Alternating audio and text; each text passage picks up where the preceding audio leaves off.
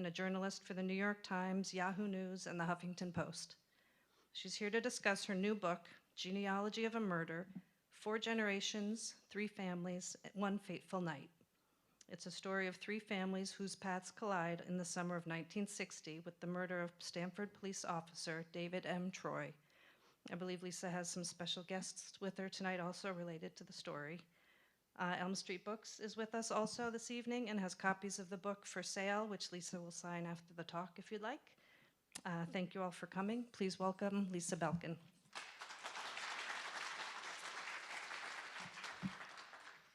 Hello. Thank you for being here and braving the rain, which my app was telling me was not happening as I was walking into the building, so I hope all of you stayed dry. This story, when I talk about it, I tend to say this story began with a story from my stepfather, who over breakfast told me a tale from his life about being stationed at the Stateville Penitentiary in Chicago, where he was a young 30-year-old Army officer and a doctor. He was put in charge of running medical experiments on prisoners. And they were all trying to, the point was to find, the Army was trying to find a cure for malaria, and prisoners made ideal subjects. And so he told me it from his point of view that he, in addition to doing the experimental research, was training a lab technician as part of the rehabilitation programs that were in effect at the prison. And one of the prisoners who was training as a lab tech, he became friendly with. The man asked if my stepfather would help with his parole. My stepfather did. He at first did very well out in the world and then very badly, and the result was a police officer, David Troy, died. So it began with that story, technically, but it also began in another way in this building, because Al told me this story, and then I needed to know whether his memory of what he was describing 50 years earlier, 54 at the time, 54 years earlier checked out. I'm a nonfiction writer. I do my best to get facts right, and so I went to the place I know the facts are, which was the library, specifically this library, specifically the microfiche machine, which was the only way to find old copies of the Stanford Advocate when I first began. It is digitized, but only if you live in Stanford and have a Stanford library card do you have access to the digital. So I do not have either of those things, and I spent a lot of time putting a lot of coins in the machine and printing out a lot of copies. So this building is kind of a homecoming. It seemed like an ideal place to do the first talk I'm going to do about this particular book. It also started in a third way, right? There would not have been a book if Al hadn't told me the story. It would not have been a book if the facts didn't check out, if I could not find the contemporaneous coverage of it in those microfiches. And it wouldn't have been a book if I hadn't written an email not too long into this research process where, or technically I guess it was an instant message on Facebook that said, "This may be one of the stranger Facebook notes you've ever received. I'm a journalist and I'm researching a story from 54 years ago about the night your father was killed. It's a night when my family and yours intersected briefly and indirectly, and I'm writing about the effect of that one night on 3 generations of 3 families." So that was 2014, I believe, that I sent Doreen Troy that note. Officer Troy's children are here tonight. I couldn't think of a better way to launch this book than to start it by speaking with them, which is what those chairs are about. So we will get to that in a few minutes. But I did want to briefly read some of what's, in the book. And it's only fitting to start, now I can't find my page. it's only fitting to start by reading something about what happened here and what happened to David Troy. So the book is about a lot of families, it's about a lot of moments, it's about a lot of things. But today I want to read about him and his sort of introduction to the Stamford Police Force. It would never be clear when the rigging first came loose on the M7 Bullet as it hurtled through the New Haven line. It might have happened 150 miles north of Stamford in Worcester, Mass., where the 27-car freight train had picked up its latest load of cargo before heading south to New York. More likely, it happened closer to the Stamford overpass at Atlantic Street, where the flapping length of cord finally caught on the railroad ties, then jammed a switch. 14 cars jumped the track at 50 miles per hour. They whipped from side to side, then arced across an approaching mail train, which burst into flames. 3 of those runaway cars tumbled down an embankment onto South Frontage Road, landing on 2 burning oil tankers and igniting a shipment of rubber tires. The flaming, acrid mess blocked 4 lanes of auto traffic below and 4 lanes of train track above. Live wires, which had been yanked to the ground, along with the towers that held them, snaked and sputtered as if alive and very angry. Had the rigging caught any later than 5:30 a.m., or in any day but Saturday, it would have been disastrous. Had the weather been warmer, or the passenger car heater been working, then the conductor and the flagman almost certainly would have died. But it was barely 13 degrees the morning of January 10th, 1959. Car traffic was sparse. The only 2 employees aboard had decided to ride up front in the engine car to keep warm.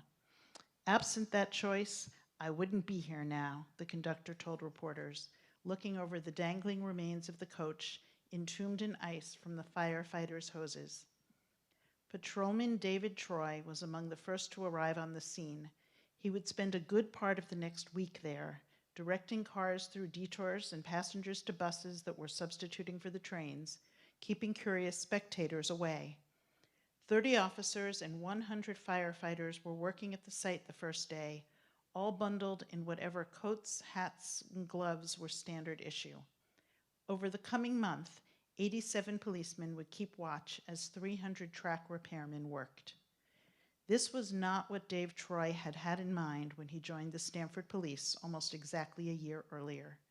Leaving his job at the service station had been a wrenching decision, but also an obvious one. Even working nights and weekends, Dave's percentage of the pumps and repair bays had not been enough for Rosie to quit her part-time shifts at Riverside Hairstylists over on Post Road. Rosie hated that job. What had been fun during school was tedious and monotonous in the real world, and she chafed at the lack of imagination of her customers, who all wanted a hairstyle like the movie star in the photo they'd torn from a fan magazine. She also hated leaving first newborn Doreen, then her sister Diane, in the care of their teenage cousins. Dave, by contrast, loved his work, but he came to realize he was a better mechanic than he was a businessman. He would discount his repair fees for a pal, a family in need, a stranger just passing through town. His station was not only a centrally located place to stop for gas and a snack, but also a gathering spot for friends. And when his contract with the gasoline company came up for its latest renewal, the terms were even less favorable, as was the trend in business at the time. His family deserved better. What good was a husband and father who was never around? Dave was still in touch with Thomas Troy, who, by way of background, was a relative who was a member of the police force at the time and who had sort of taken Dave around on rounds to show him what it was like being a police officer, who was now one of the longest-serving members of the Stamford Police and who periodically promised that he could put in a good word for Dave with the big brass, get his name to the top of that civil service list where it had been inching up slowly for 4 years. In the fall of 1957, he was told the job was his. After 2 months of training, Dave was sworn in, issued his badge and his 38 Special, and given his blue uniform, 2 winter and 2 summer weight trousers, navy blue, 5 short sleeve and 5 long sleeve shirts, light blue, black shoes that had to be polished nightly, and an 8-point hat. He was also issued 1 heavy winter coat, which would be replaced every 5 years, and 1 spring weight blouse coat, which was replaced every 3. He would earn about $6,000 a year and work staggered shifts, 5 days from 7 a.m. to 3 p.m., then a day off, 5 days from 3 to 11 p.m. with another day off, 5 nights from 11 p.m. to 7 a.m. with 3 days off. Dave Troy had joined the Stamford Police Force at a moment of transition for cities and for policing. After World War II, returning GIs took their families and moved to greener parts of town, leaving the formerly bustling city centers behind. Storefronts now stood empty on what had once been crowded shopping streets, and apartment buildings crumbled, owned by landlords who refused to invest further in property with little value. Where poverty goes, crime follows, and in 1956, even the Stamford Police Department itself left downtown. Headquarters were moved out of the 3rd floor walk-up on East Main Street and into a brand new building at the corner of Hoyt and Bedford, one that included a recreation room and a firing range for the 175-member force. It was a facade. It looked modern, but the officer training manual had been written in 1923, and the booking forms and timesheets were almost as old. The force was facing a new reality with aging tools. By 1958, Dave's first year as an officer, the demolishment of Stamford's downtown was nearly complete. The neighborhoods where Dave's brothers had delivered newspapers, where Rosie's brothers had shined shoes, where Dave and Rosie had gone to the movies were all but gone. Now there was talk of knocking down even more in the name of urban renewal and a mall. A plan was formed to raise 130 acres in the city's center, uprooting thousands of people and hundreds of businesses. Dave had stepped into a tradition, but also onto a moving train. This was no longer the police force Tom Troy had experienced. Exactly what this was, however, was still a work in progress. A few months after Dave received his badge, a banner headline across the front page of the Stamford Advocate read, "Policemen charged with burglaries use squad cars to carry loot." 3 officers had been arraigned in court that morning. A 4th had been hospitalized after collapsing upon hearing he was being arrested. The cops had been stealing from downtown stores and reselling what they stole. They'd been caught when 2 rookies saw 2 off-duty patrol officers at the rear door of the Kitty Kelly shoe store at 4:15 a.m., with several longtime officers on the scene, but no official reason for either the cars or the cops to be there. A search of the officers' garages found 14 pair of men's shoes, 17 pair of children's, 75 pair of hose, 62 ladies' handbags, a stack of TV sets, and boxes of tampons. "They're great for polishing shoes," one of the suspects explained. The nature of the crimes made every officer on the force a target of mockery and mistrust.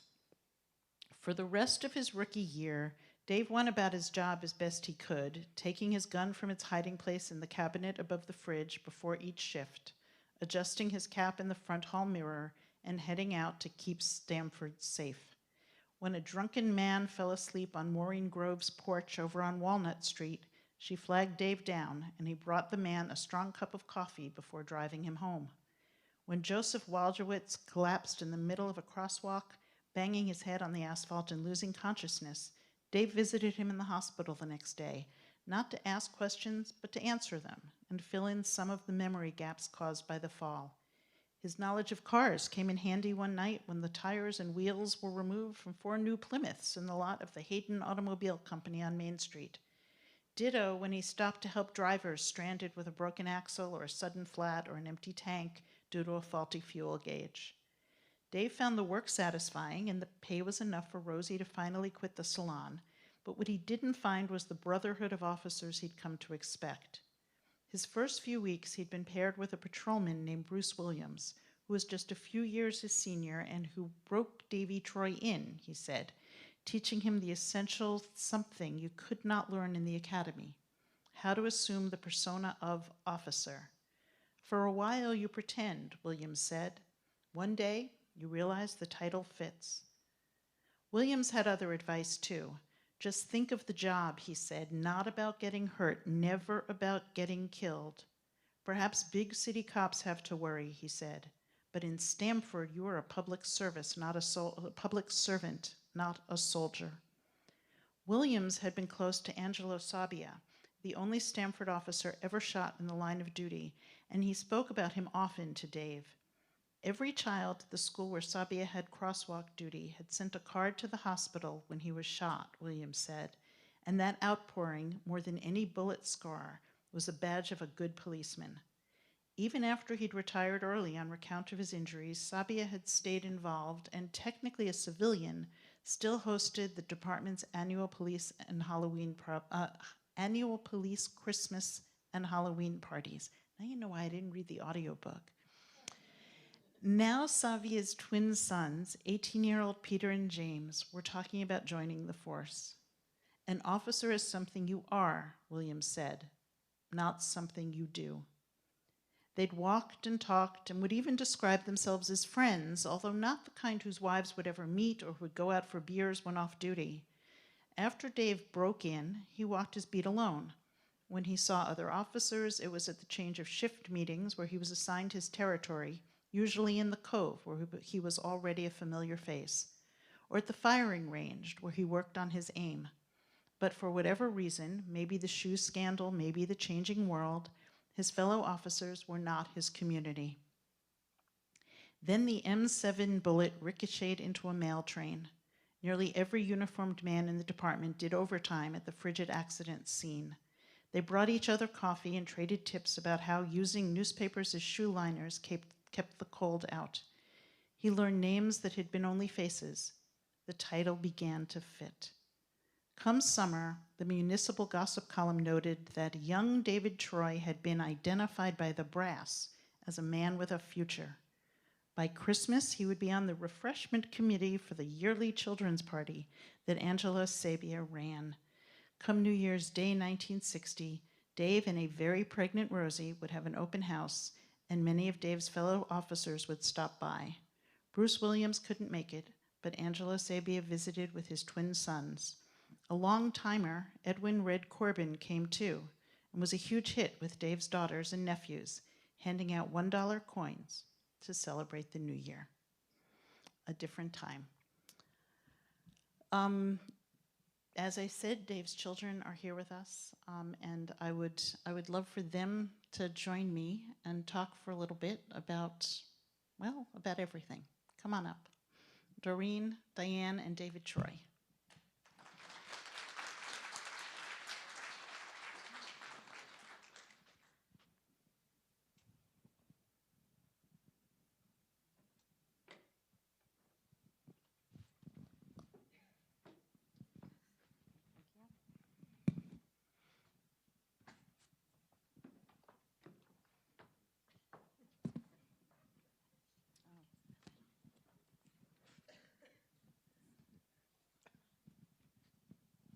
So when I talk about your father, does it feel like your father?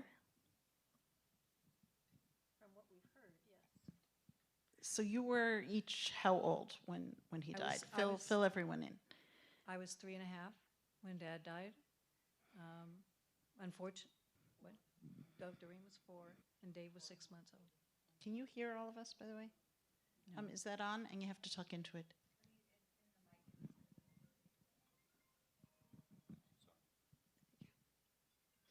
So you grew up on what kind of stories? What do you remember?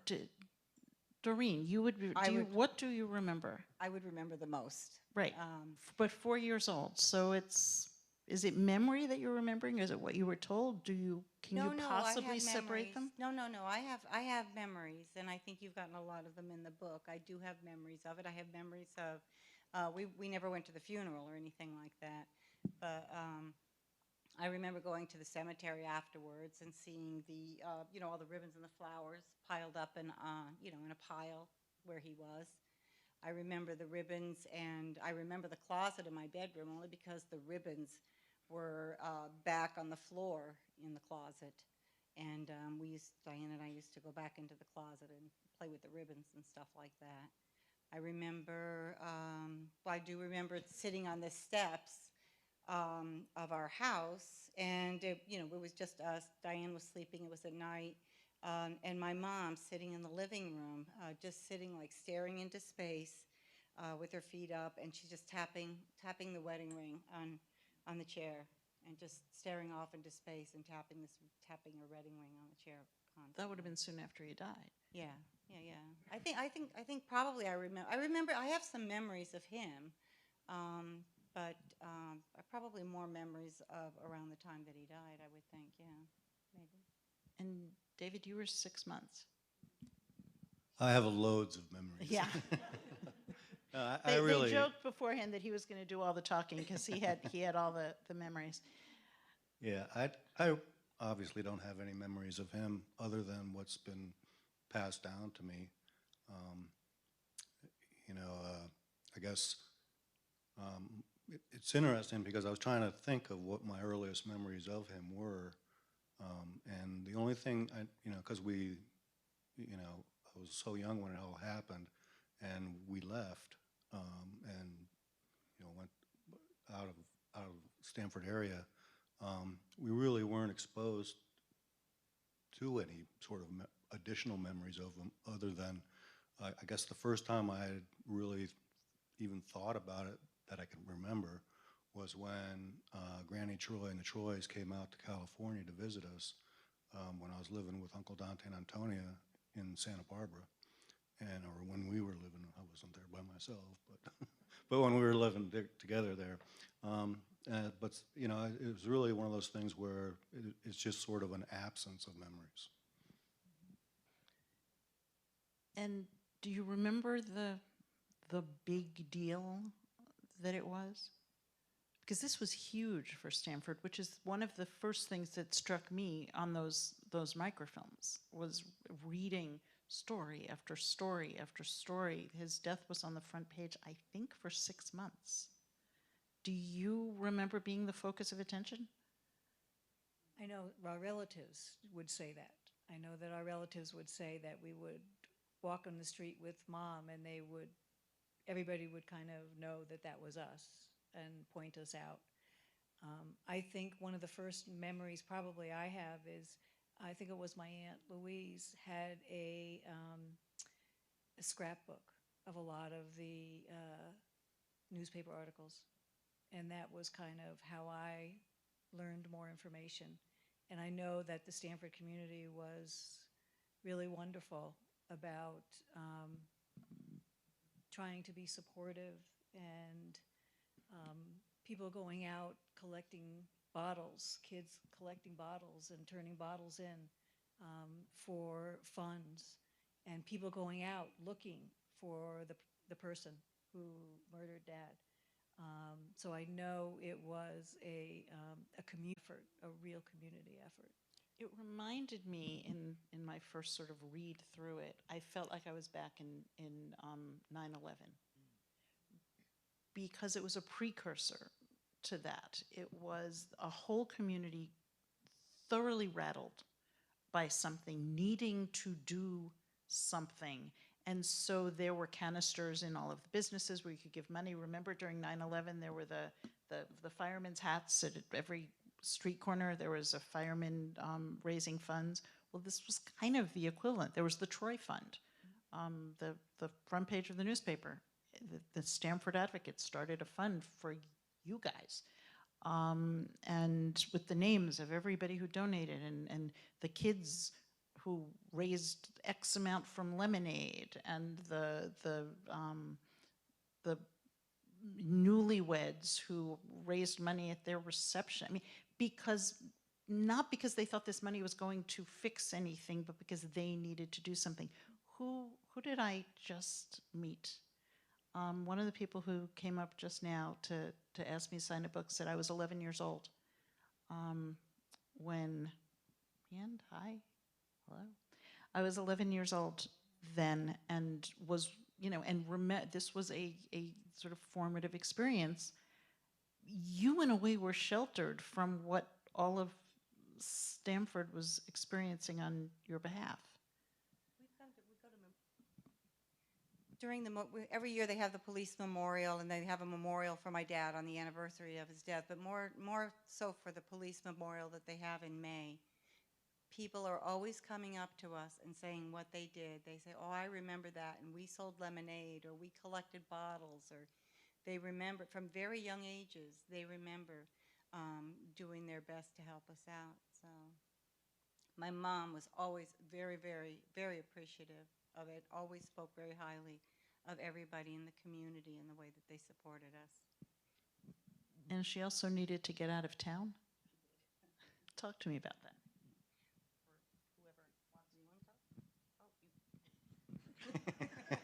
We rehearsed. We did. We practiced this. Yeah, we did move away and moved to San Francisco to stay with Uncle Dante again. Uncle Dante is right here, by the way. He's in the book. He's wave, Dante. And it actually started, I think we ended up sort of set up a trend where we moved fairly regularly to the point where people asked if I was in the military, or if my family was in the military, and I just told them witness protection. Well, did it feel like you were leaving, you were getting away from something? I mean, your mother, you've described to me as not wanting to talk about a lot of that, or you getting the feeling you weren't supposed to be asking about that. Did it feel in some ways like this was a closed door that you had fled? It was more like it was just a topic we didn't bring up. And it was, it may have been, because of that, I never really saw any, like a negative reaction from her or anything. And I don't know if, these guys earlier on had tried to discuss it and then got some sort of vibe that said it was probably not the best thing to bring up. I just think that we got a lot of attention, and it was something that Mom was concerned about. And, I guess, I don't know if this is something that I thought of or something that she told us, but, if you live in a town sometimes and you are well-known, and if it was that people might do things for you, or you might be in situations where you don't face all the consequences that somebody might face and learn from. That we'd be kind of sheltered, I guess, but at the same time, out in public for everybody to know. So I don't think Mom wanted that for us. You did move back eventually, right? Yeah, we actually moved back 73. I guess I had just started middle school and you guys were in high school. Yeah. And had the memories, I mean, this book is a lot about memory and how memory is imperfect and creates sort of who we are. Had the memories faded? Did you run into people who, not just at the ceremony, or was it a fresh start? Was it a different Stanford? I think I probably may have run into that more than anybody because of the name. In fact, my name is, the same. I certainly when I encountered law enforcement in my youth, there was a Okay, what did you recognition. get out of? I think I've said enough. God, I wish I knew that when I was writing. You never told me that before. And then what was it like to hear from me? So this thing landed. What was it like to do? Because I spent a lot of time with my finger over the send button, thinking, did I word it right? Are they going to think I'm insane? And do I have the right to do this to them? And then I had called you because you asked me to call you. And it was an opportunity. Mom had passed away not long before. And my kids were asking me, my brother, and my sister all questions that we had no answers for, because we never did ask Mom these questions because we felt it was painful for her. And every little bit of question, any time that she did say anything, it stuck in our memory, or it's my memory anyway, because it was something that she actually said. She actually shared something. Didn't start coming till I think she started remembering a lot more after my son was born. And I think a lot of the reason why that was, my oldest was born, I think that because she was sort of thinking how much my dad would have enjoyed having grandkids. So I think some more of the memories started coming back. It says in the book that that my father was a really good baseball player. My mother, when my son was still in diapers, I had left her at the house to take care of Derek, and she had set up a baseball field in her house with, you know, those blow up. But you came home and just found a baseball field It was one day. right in her, yes. It was one of those T-ball things, and he's in his diapers, you know, just the diaper, and look at this story, and look at this. He's a natural. He's just like your father. Look at him. He's running the bases. Right, and then I found the clips that, you know, Yes, which were the yeah. first you'd seen most of those. Right, I didn't realize how much. I mean, Mom had mentioned that Dad used to pitch, you know, she had mentioned him doing baseball. Like I said, these things just came up here and there. But what was very unfortunate was that my kids would have been the ones that would have asked Mom the question. We grew up with the hurt and her hurt, but my kids would have been the ones that would have asked her the questions and maybe jogged the memory or got the memories out that she had in there didn't particularly want to share. They were often the ones, I mean, it was you guys who I felt I was answering, who I felt I was giving this story to. And as I've told you before, I had a picture of your dad, sometimes your mom and dad. I switched it out a bunch, but sort of sitting right here while I wrote, and I had you in mind. But it was your kids' questions that guided a lot of what I did. We met, you know, a couple of times all together, and it was their questions. They said, yeah, that's how I bring him to life, with the things they want to know. I didn't get all of them. I never found his handwriting for you. I looked really hard. There's no example of his handwriting that I can find anywhere. I couldn't ever get a reproduction of his laugh, which was one of the things your kids asked for. He was laughing and singing because I heard But he had great. But I did confirm with a whole lot of people how much he did both of those things. So if that was, you know, so I felt in a way that if I was going to dredge this up with all this pain, that I could at least try to give a little part of him back. So I hope I did that. But yeah. Could be gotten. And then, of course, you shared the email that, you know, you sent to them before you called me, which was, should I talk to her? Have you heard of this lady? So I am very, very glad that you did, and thank you. And, you know, that 9 years of talking to these wonderful people, and the result is a book that I'm very proud of. I thank all of you for being here tonight. I'm going to be wandering around Connecticut talking about this because that apparently is my new job now.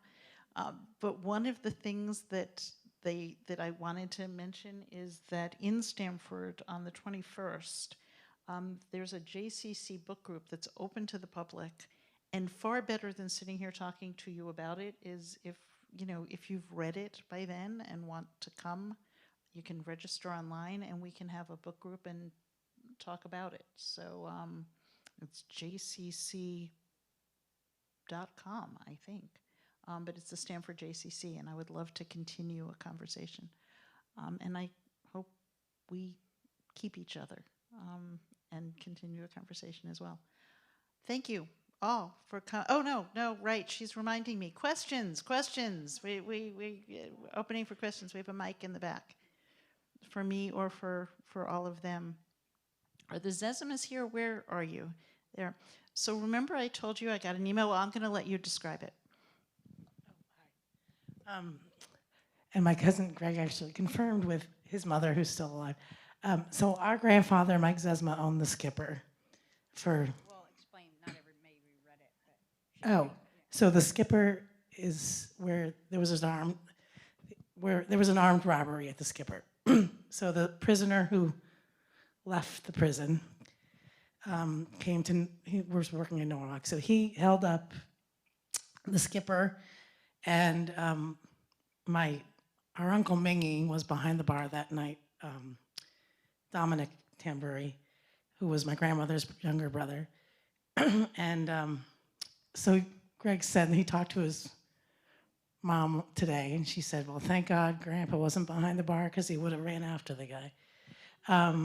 Which we think of that, like, would that have changed the course of events? But anyways, is a huge part of our family's history.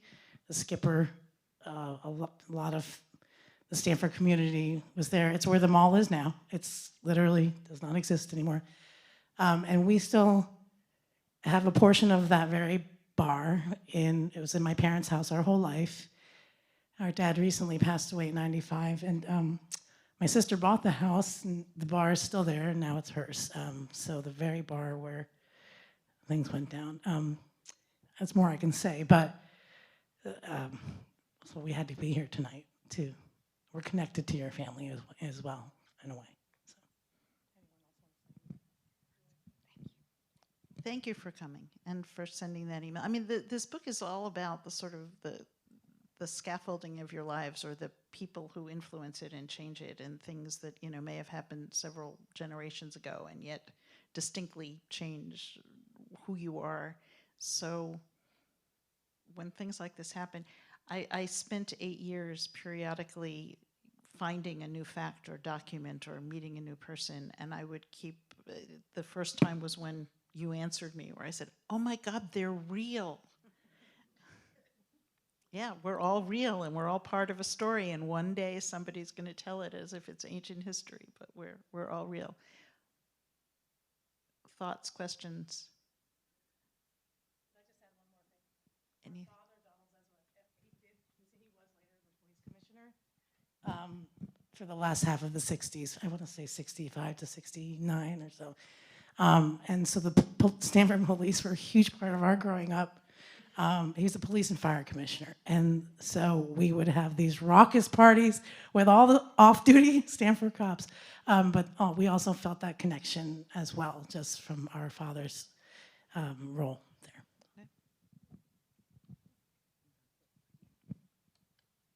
Any thoughts, questions, comments? Or should I let you go back into the rain that isn't? Yep. Even at the police station, they don't have. Ah, the His police signature? station. Tom Lombardo, are you here? Can you explain why they threw everything out? We have some microfilm copies going back to 1956. In order to identify a particular report that you'd want with something that might be handwritten, might be typed with a signature, you'd really need to know some kind of a connection to find it in our Soundex system. If it were Thomas Lombardo with my home address, we could find it that way and find that Officer Troy had investigated something. Otherwise,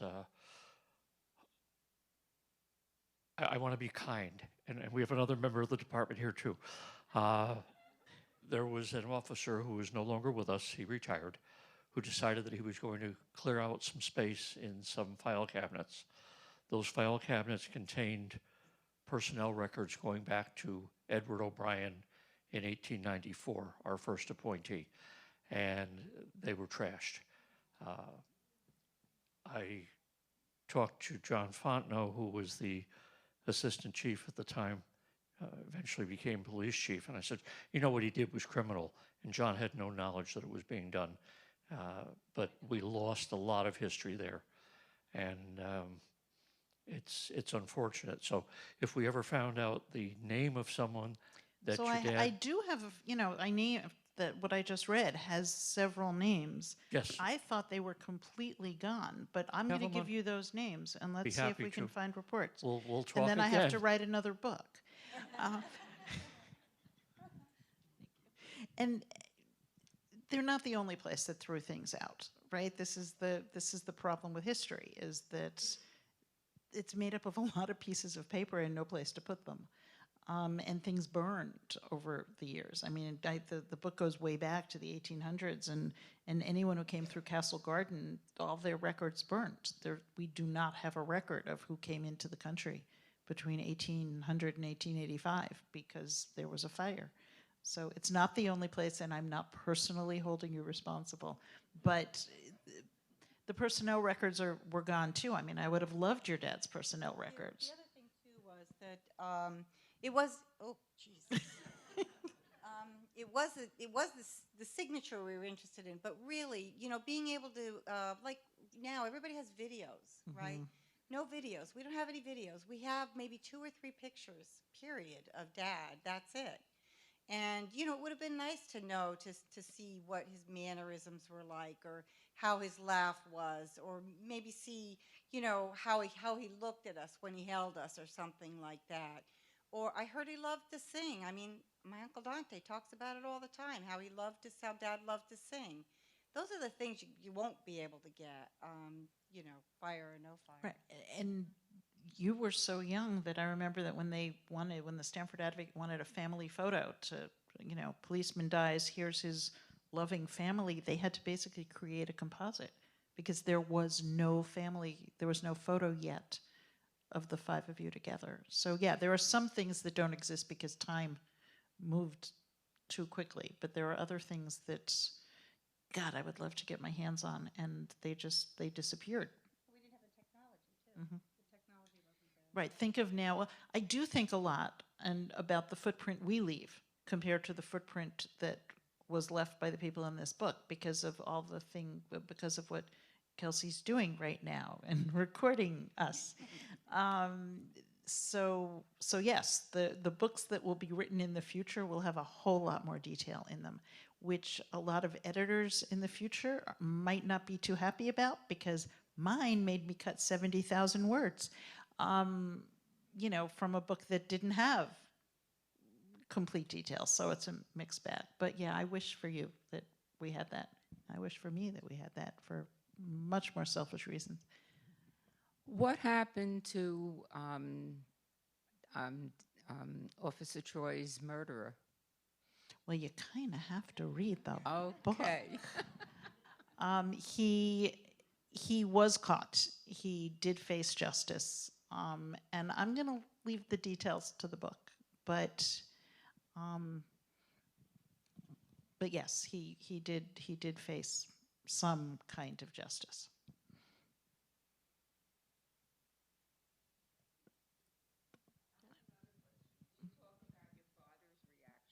My stepfather. And yes, and actually one of the most profound things I have done in my life was when I brought Al, my stepfather, to meet you guys, because this is something he carried around for his entire life. I mean, he was not telling this to me as a fun story. Oh, isn't this amazing? He was telling this to me the first time almost as an unburdening, and it did influence the entire course of his life as well, which is all in here. And he wanted to meet you guys, and he wanted to apologize. His apology was complicated, and you can't really I can't explain the details without the whole book, but there were certain things that he said he would do the same way again, and there are certain things he would do completely differently.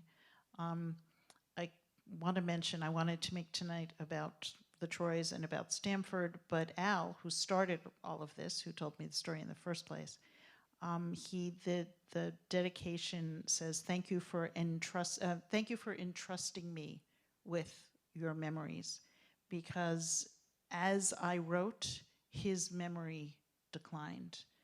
And so it was as if he had not, speaking of memory and how it just disappears, if he hadn't given those to me, the story wouldn't exist, it would be gone. And in a confluence of events that you can't make up, and if you wrote it in fiction, someone would tell you it was not believable. The publication date of the book was a week ago today, and that was Al's funeral. And so yes, this book is very much also his experience of trying to do something he thought was the right thing, having it go horribly wrong, and what that did to his life.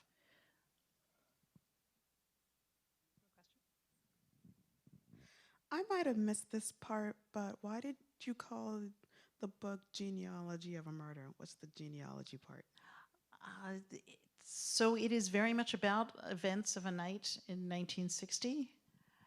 And what I did to describe how that night came to be was I went back to 1800 and looked at all, I mean, the genealogy of this family, of Al's family, of all the choices that were made long before any of the main characters in this book were born, and examined how those created the three men whose lives collided that night.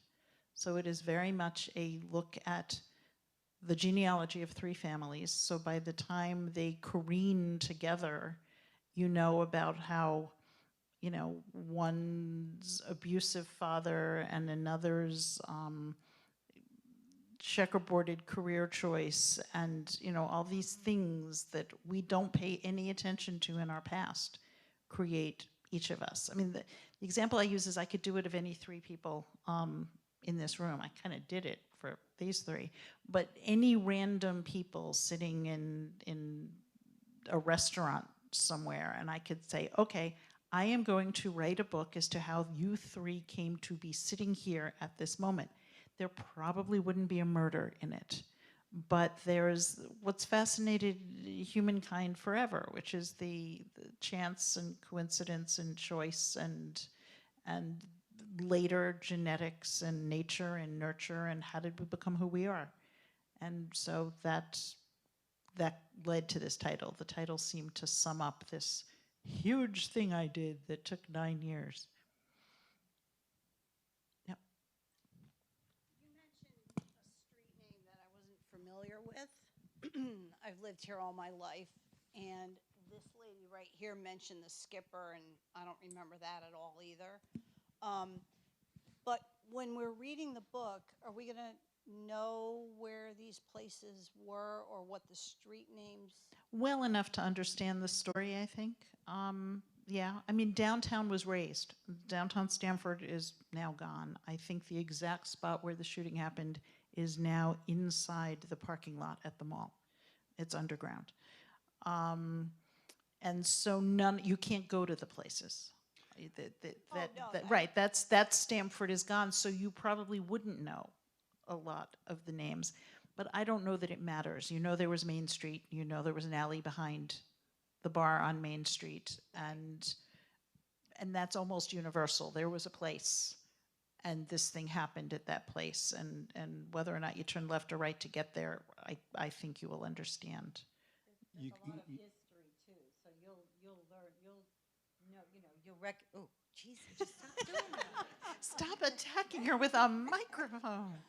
I think what a lot of the Troys come from the Cove area, so you will recognize like a lot of the names of the streets there, kind of thing. If any of you are from like the Coscob, North Mianus area, then you'll know some of my mom's family, how they grew up there. So there are sections of town that you'll recognize, maybe not street names, but there are sections of town, and it's really kind of nice because you get the history of all of that, the old mills that were there and stuff like that. And also, I hope to sell this book beyond Stamford. So it was written so that it's the story rather than, and now you're standing here. So I am hoping that the story works for someone who's never been to Connecticut. Yeah, one of the things I did is a lot of the locations as identified in the book, you can look them up online through Google Maps and things like that. And that really, many of those places are still residents and standing, so that sort of adds to the view of what you can see. Yeah, the houses are still there. All the places, almost all of them, are still there. And I know this because in order to describe them, I mean, I'd driven there, but then I was like, wait a second, were the shutters, on this side, and I Google mapped. churches and halls. My, my mom and dad's house?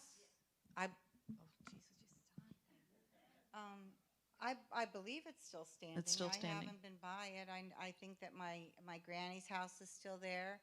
The house, I'm not as familiar with the Troys as I am the Cosentinos. My grandmother's house is still there, all Harold Street, all that area, that's all still there. It looks a lot different. There's little mini mansions there and stuff like that, where once was my grandmother's garden and grapevines and stuff like that. But they're still there. The old houses are still there, I think. Yeah. I'm waiting to hear from the people who live in those. That's the other emails I'm sort of expecting to get at some point. I can understand moving away from Stanford at such a catastrophic event. I'm just curious as to what was the reason that brought you as a family back to Stanford. My grandfather, well, my grandfather, Siciliano, he was my mom's stepfather, had passed away. I had just graduated high school. Diane was in high school. Dave was in middle school, and my youngest sister Jessica was in elementary school. But my mom wanted to come back and be able to take care of her mother. So we came back and we moved to Coscob. We were just, across the post road from her. So that's the reason. All right, it is 7:30, and I promised them that I would only take an hour. So I thank you, and I thank you. And I'll be over there signing books if any of you want them. Thank you. Good night.